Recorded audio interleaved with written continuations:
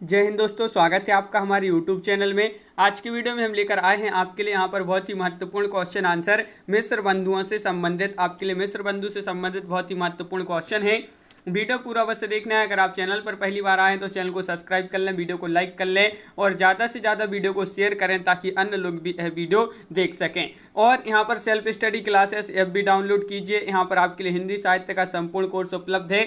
हिंदी साहित्य की test series भी उपलब्ध है बहुत ही कम दामों में और अभी ऑफर भी चल रहा है। तो इससे सेल्फ स्टडी क्लासेस ऐप से अवश्य जुड़ें, प्ले स्टोर से डाउनलोड कर लें और अपनी तैयारी में लग जाएं। मिस्र बंधु से संबंधित फर्स्ट क्वेश्चन यहाँ पर पूछा गया है।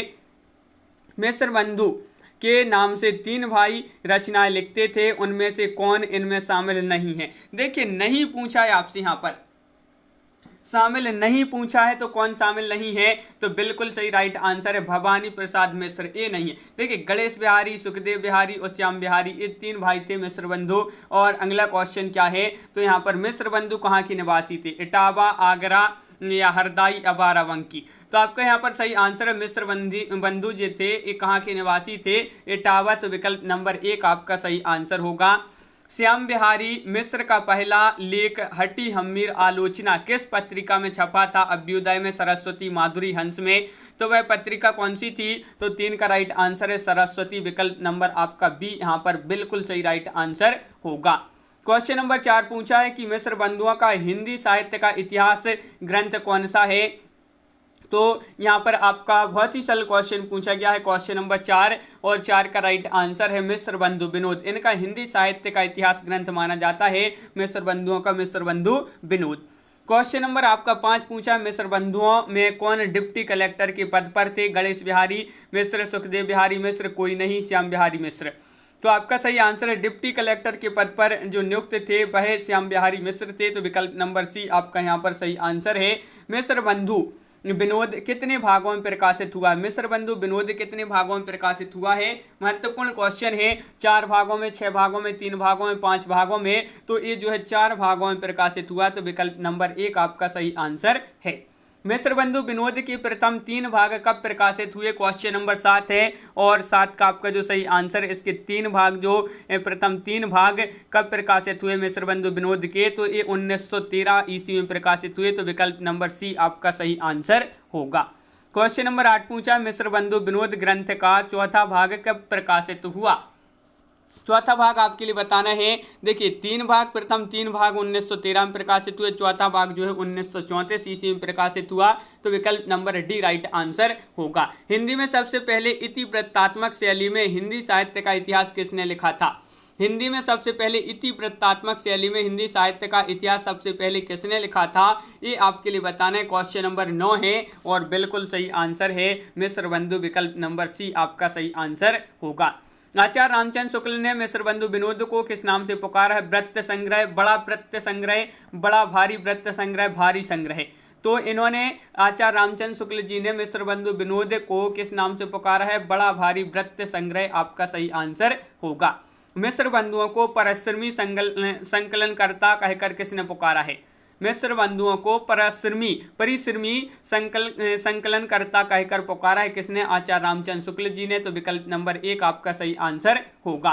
क्वेश्चन नंबर 12, मिस्र बंधु विनोद में कितने कवियों का परिचय मिलता है, मोस्ट इंपोर्टेंट क्वेश्चन है और आपका यहाँ पर सही आंसर है। क्वेश्चन नंबर आपका यहाँ पर 12 है और आपका राइट आंसर लगभग 4591 कवियों का इसमें जो है वर्णन मिलता है और कहीं कहीं 5000 भी दिया रहता है। तो इस प्रकार जो है लगभग आपका यहाँ पर बी राइट आंसर है। अगला क्वेश्चन क्या है, तो अगला क्वेश्चन देख लेते हैं। यहाँ पर क्वेश्चन नंबर आपका यहाँ पर 13 पूछा, मिस्र बंधुओं का महत्वपूर्ण ग्रंथ हिंदी नवरत्न कब प्रकाशित हुआ। तो क्वेश्चन नंबर 13 है और 13 का सही आंसर है। क्वेश्चन नंबर 13 का राइट आंसर है मिस्र बंधुओं का महत्वपूर्ण ग्रंथ हिंदी नवरत्न कब प्रकाशित हुआ, तो 1910 ईस्वी में ये प्रकाशित हुआ था। विकल्प नंबर 1 आपका सही आंसर होगा। हिंदी में तुलनात्मक आलोचना की प्रथम पुस्तक कौन सी है, ये आपको बताना। हिंदी में तुलनात्मक आलोचना की प्रथम पुस्तक कौन सी है, क्वेश्चन नंबर अपना यहाँ पर पूछा है 14 है और 14 का सही आंसर है हिंदी नवरत्न। विकल्प नंबर 1। अगला क्वेश्चन है, हिंदी नवरत्न में प्रथम स्थान पर कौन सा कवि है, ये आपके लिए बताना है। महत्वपूर्ण क्वेश्चन पूछा गया है।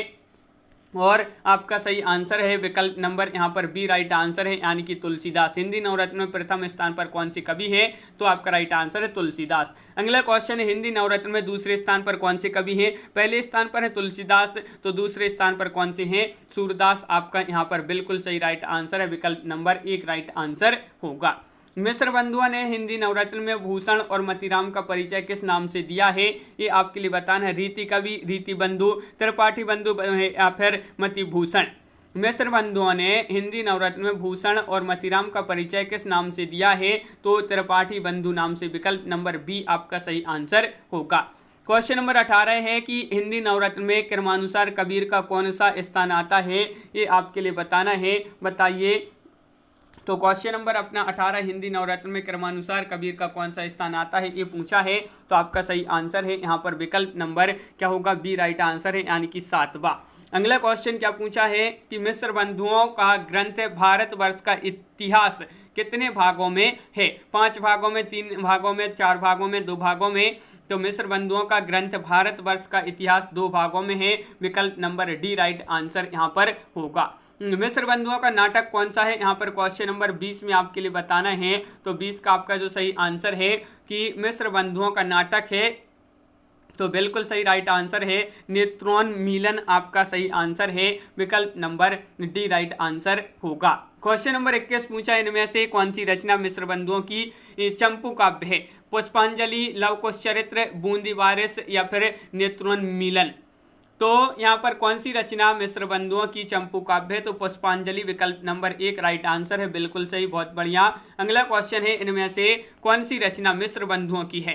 भारत संगीत है, भारत दुर्दशा है, भारत विनय है, भारत उत्थान है। तो आपका राइट आंसर है कि कौन सी रचना मिश्र बंधुओं की है? तो भारत विनय। आपका विकल्प नंबर जो सी दिया है वह आपका राइट आंसर होगा। क्वेश्चन नंबर 23 पूछा है, हिंदी में देव बड़े या बिहारी इस विवाद को जन्म देने वाली कौन थी? बताइए। हिंदी में देव बड़े या बिहारी इस विवाद को जन्म देने वाले कवि कौन थे? तो कौन थे ये पूछा है। तो यहाँ पर राइट आंसर मिश्र बंधु थे। कौन थे? मिश्र बंधु आपका राइट आंसर है। मिश्र बंधुओं के विरोध में सबसे पहले किसने बिहारी को देव से श्रेष्ठ कवि घोषित किया? ये आपको बताना है। तो मिश्र बंधुओं के विरोध में सबसे पहले किसने बिहारी को देव से श्रेष्ठ कवि घोषित किया है? तो पद्मसेन शर्मा जी ने। विकल्प नंबर आपका 1 सही आंसर होगा। क्वेश्चन नंबर 25 यहाँ पर क्या पूछा है देख लेते हैं। बिहारी सतसई तुलनात्मक अध्ययन नामक आलोचना किसने लिखी थी? ये आलोचना आपके लिए बताना है क्वेश्चन नंबर 25 में, और आपका यहाँ पर सही आंसर है ये आलोचना जो लिखी थी वह लिखी थी किसने? पद्मसेन शर्मा, यानी कि विकल्प नंबर 1 आपका सही आंसर होगा।